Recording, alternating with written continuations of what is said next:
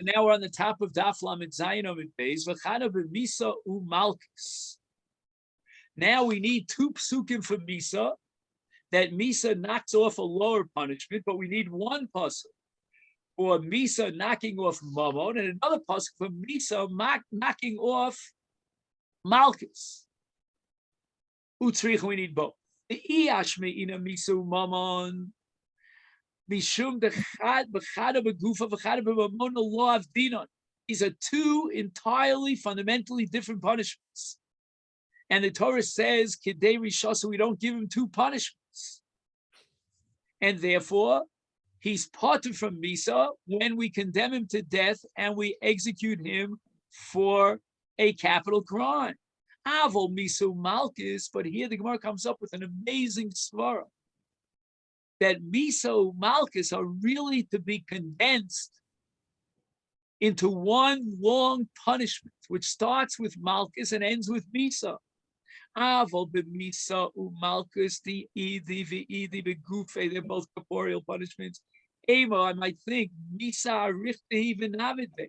We begin with Malchus, and that's on the way to Misa until finally we take his life. And the Torah was not makpid on this case, in this kind of a case, to give him one punishment and knock off the other punishment, because both punishments can be integrated into one punishment. And that's what we're going to derive from the pasuk Kidei Rishaso. So Kidei Rishaso, which tells me that he gets only Malchus and not Mammon, is telling. I'm sorry. Kidei Rishaso, we're going now according to Rabbi Meir. So when he gets Misa, he doesn't get Malchus, and that's a Gevaldige Chiddush, because we would have entertained the possibility that it's all one long punishment. It's not two punishments. It's only one. It's Misa Richta. Now I need the pasuk of Lo Yeh Sonya Anoshia Neish to teach me that in the case of Misa Umamon, which is clearly two different, fundamentally different categories of punishment. One is Begufe, one is B'mamone, that even in that case, we apply the principle of Kim Leib the Rabbi, and we cannot implement two punishments. But what about going the other way around? Start with Misa Umalchus, and then I would certainly derive Misa Umamon if you don't give him Malchus. After the Gufe law of Dinon, maybe the other way around. That in the case of Malchus, you are imposing two corporeal physical punishments. And that's going too far. And maybe the Torah was makpid in the case of Misa Malchus that we shouldn't give him two corporeal punishments. And by the way, this is going to prove a principle that we'll soon see in the Gemara now, Takef, as we say, that the Torah has compassion even for a criminal who was condemned to death for the worst crime possible. And now to impose upon him Malchus as well as Misa, that the Torah has compassion. Avol Misa Mamon, Chada Begufa v'Chada B'Mamone. The Torah wasn't so makpid here, and therefore exonerated him, alleviated him from the punishment of Mammon. Let's impose the punishment of Mammon. Therefore, we both drashos. And again, Rabbi, if we had plenty of time, we would go over this Gemara 5 times over to check out all the different svaros. Now the Gemara, for the rest of our learning today, goes on a biblical journey to try to find explanations for psukim that seem to be repeating what we already know. We already know Kim Leib the Ramini. So Velotikhu Kofra Lenefesh Rotseah in Parshas Masai, the Torah says that we will not take money for a Rotseach, meaning we'll put him to death, and we won't collect any money. Isn't that lovely a repetition of Kim Leib the Ramini? Our answer is no. The point of this pasuk is totally different. The Omer Achmona lo tishko mamona minei v'tiftere miktolim. Anyway, I have that.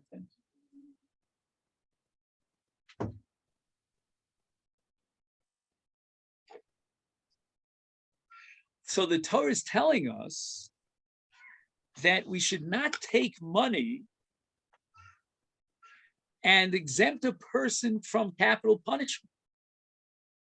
Now, just imagine for a moment, if let's say you were building a synagogue and you needed capital, you needed money. And you and I know it's not always easy to raise funds. As I once heard from a good friend of mine about the world's worst fundraiser, but nevertheless, I have a great fundraising ploy. Let's make a community of murderers. And each murderer who is condemned to death will have to pay $10 million of ransom money.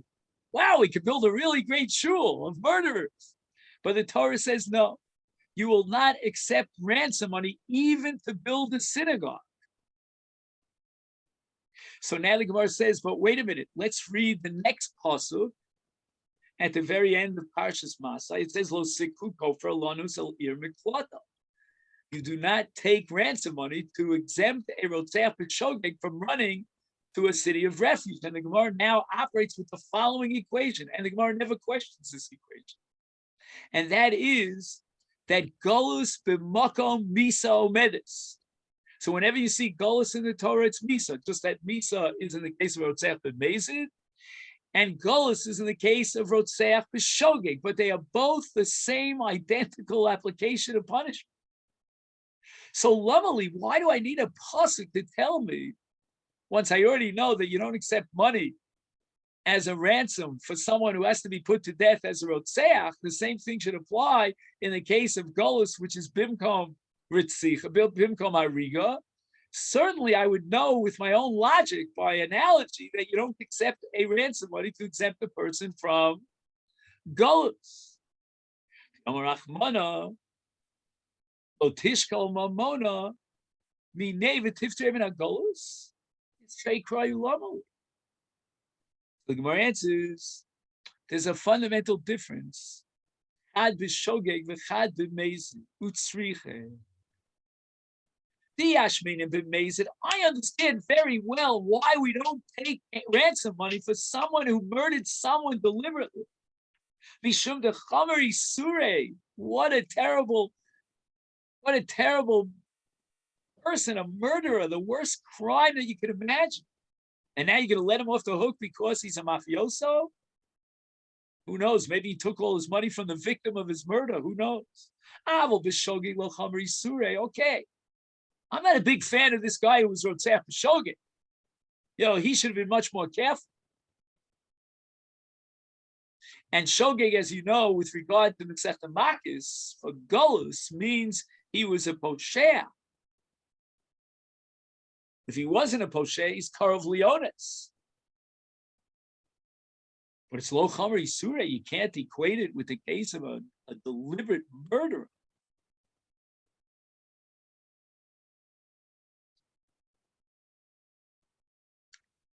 I don't know if any of you here ever had the occasion of knowing someone who killed someone b'shogeg. Unfortunately, I had a Talmud who killed someone b'shogeg in a training accident, driving a tank, and he should have been more careful. And to this day, I mean, he's suffering.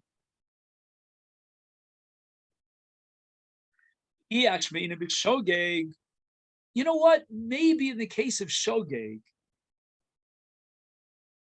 we're not going to accept a ransom money because let him rot in the Ir Miklat. By the way, it's not so bad to live in the Ir Miklat. In fact, if a Rebbe student ends up near Miklat, they send a Rebbe to the Ir Miklat. Right? Selo Chaim. Is Mishum Deleka Ibn Neshama? You know what? It's not so terrible if we send him to Golus and we refuse. We're not taking his life. Avo b'mezid. Listen to this Gemara. The Ika Ibn Neshama. Of course, he could Neshama. The guy's a murderer, deliberate murderer. But Hav Rachmanis on a murderer. Why? Because the Ika Ibn Neshama. And the Mishnah says in Sanhedrin, Misha Makayim Nefesh Achas Mi Yisrael is Ki'ilu Itzel is Kol Olam Kulo. Save the person, don't kill him. He's been condemned as a no good, deliberate murderer. Is aim low, let him buy his way out. Therefore, I need 2 psukim. At the end of Parshas Masai, Ula Eretz lo yichupar ladam asher shufach ba ki im b'dam shofcho. And once again, the Gemara is going to ask Lama Li, we're talking about punishing a rotzeach b'misa and not accepting pidyon. Why do I need another pasuk? And the Gemara answers, no. This pasuk is teaching me a law in Egla Rufa. We learned in the Brisa, we found the murderer. The whole purpose is for Bezdin to try to discover how this body that lies between 2 cities was slain, and we finally find the murderer. But we'd already brought the Egla Rufa. Egla Rufa, the Torah says, is Machaper, is Minayin Shein Pochino. So we found the Horeg, now we had a Kapara, and now we should let him off the hook. Shenemar, no, we're not going to let him off the hook.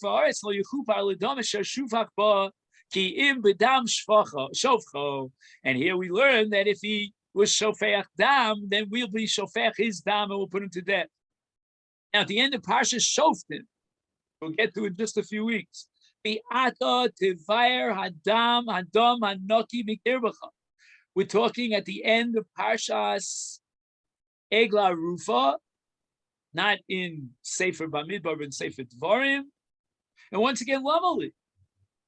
We're talking about being Mavair the Rotzeach, destroying the Rotzeach.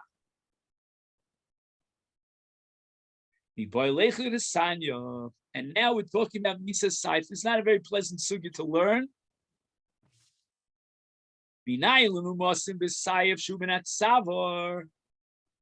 a person is chayav saif, which is one of the 4 Misas Bezdin, and it says in the Mishnah in Sanhedrin Matidzen es Rocho b'saif, is how do I know where you cut him with the saif? The Torah doesn't tell you. In fact, the word saif doesn't appear in the Bible. And how do we know it's somewhere in the area of the tzava? We don't know whether it's this way or that way yet, but at least we know it's in the area of the tzava, Talmud Lomar, and here we have an equation, Tegla Rufa.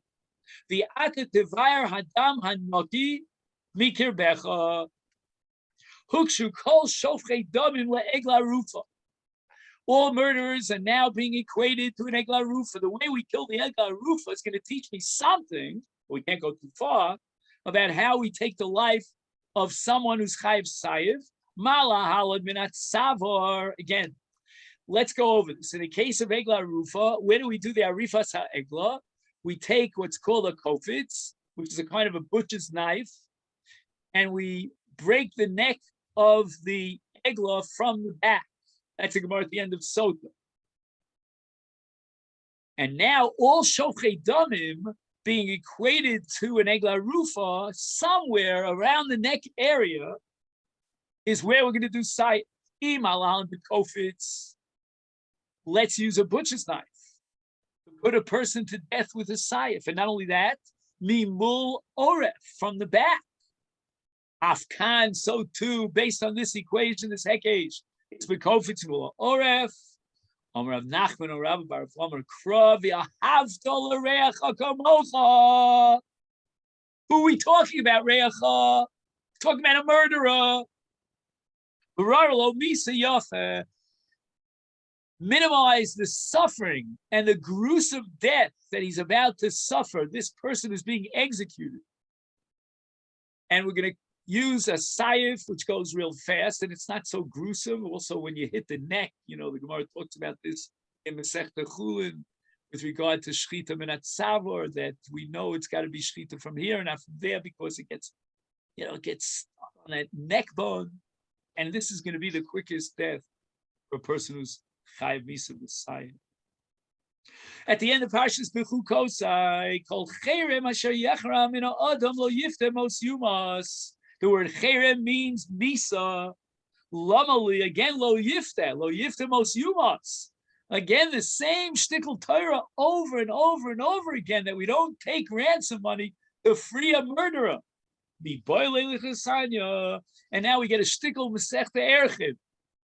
That's why it's called Talmud Bavli, right? Minayin liyotze lehare.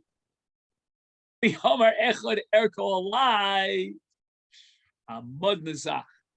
A guy wants to pay Erchin to Hegbe, so he says Ercho alai, and he points to a guy who's going out to be killed with one of the four Mises Bezdin. Minayin shalom klum. The neder of Erchin is not binding, and he doesn't have to pay anything to Hegbe. Shenemar kol cheir macha yechram min adam lo yifte. And we interpret the word yechram as a lotion of Hegbe. Charamim chermei Hegbe. So the pasuk is telling me that this guy about whom he said Erko alai has no erech. He's not worth anything, lo yifta, because he's about to be killed. Yachal af kodem shenigmar dino kain. What if he says Erko alai before the gemar din? The person has not yet been condemned to death. Talmud lomar min ha'adam below kol ha'adam. Within this pasuk, which is a miut, there's another miut. And the miut is not only lo yifte, but min ha'adam lo yifte, lo kol adam. So when you're getting to the application of lo yifte to a case of someone who's about to be executed, in that case it's min ha'adam v'lo kol ha'adam. Only after Gemar Din. And this has to do with a sugya all over the shas about a treifa, that after Gemar Din he may take upon himself the status of a treifa. It's no get to Edom Zomim. It's no get to many sugyas and shas. So the Gemara says, wait a minute. You know what? We're getting into a major controversy here about a person who says Erko alai, and he points to someone who's chayav misa. Rabbi Chananya ben Akavya diyomer nerach. Rabbi Chananya ben Akavya never accepted the position of Rabbi Akiva. And why do we say that he's chayav l'shalim in such a case? Because when they should dove of Ksuvim, the Torah in the parsha of Erchin talks about gil, about your age, and therefore the age is kovea the Erchin. And hi kol chermayim avdidlei. What's he going to do with the pasuk kol chermi boilei l'chesanya? Rabbi Yishmael ben Osher Rabbi Yochanan broke omer lefich and matzina lemu masim midei shamayim. We're talking about someone who owns an animal, a bull, and the bull has proven to be a sharmuat. And in this case, instead of guarding his shar, he probably should have killed the shar. But instead of doing so, the shar went out and killed a human being. He, the owner, who's a poshea gomel, is chayav misa b'dei shamayim. The fishim atzilu masa b'dei shamayim shenosim moment is kapelem shenema in the parsha b'huad b'balav. It says hashar yisakel v'gam ba'olav yumas im kofer yushas olav, which means that we don't kill the owner of the shar who is negligent, but rather we make him pay a kofer.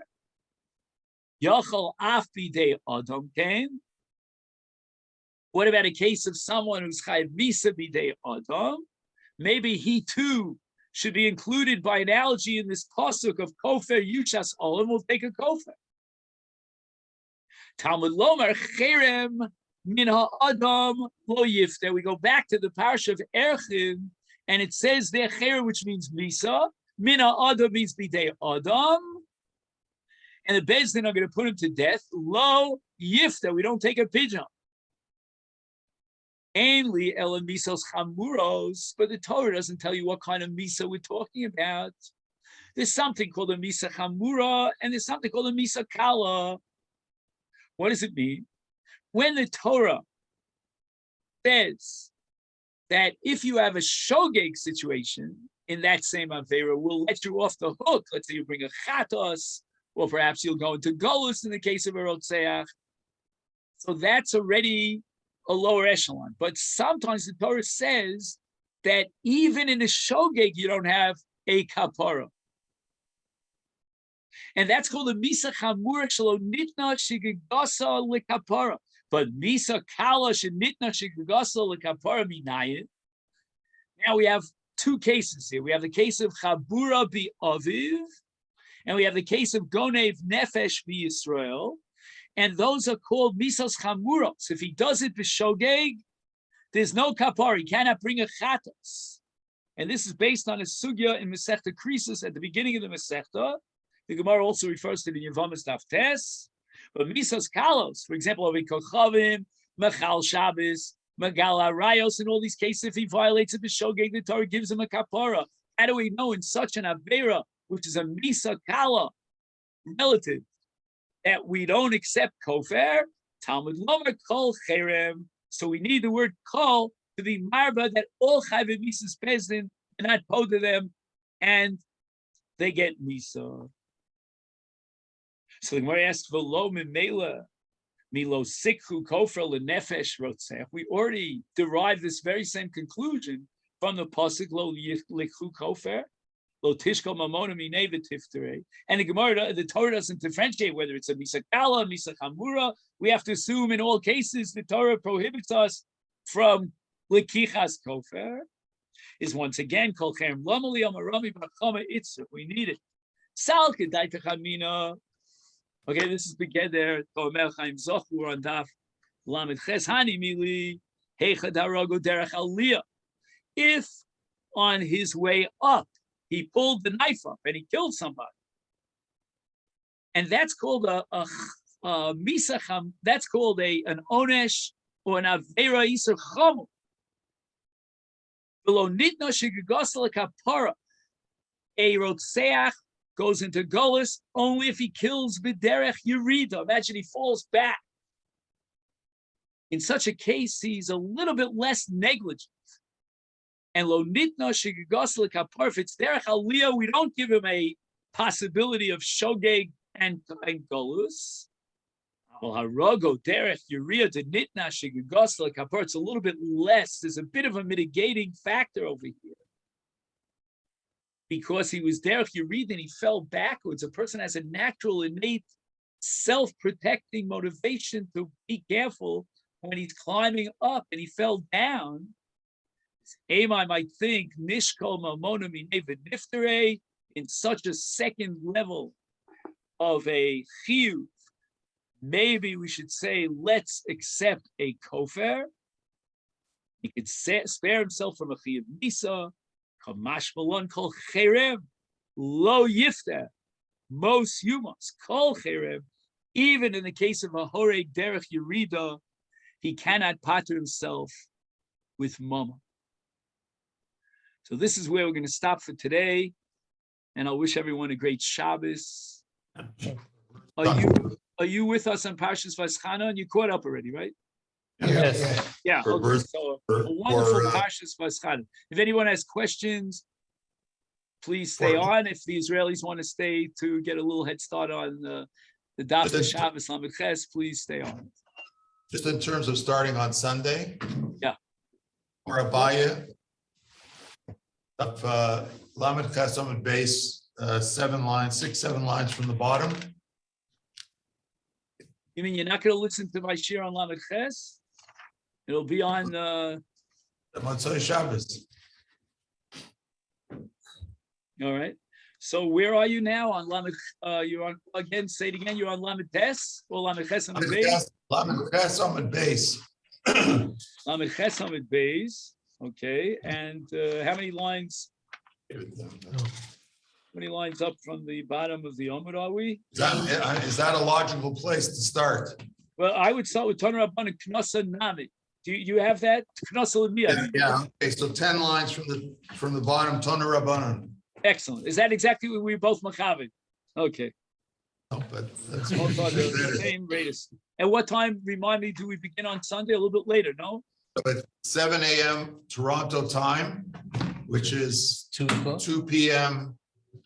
In Israel. Are you? Does that work? It should work. Yeah. Yeah, it should work. If there's any problems, I'll ask my wife. You're probably just packing all the time right now. Well, actually, the movers are coming in two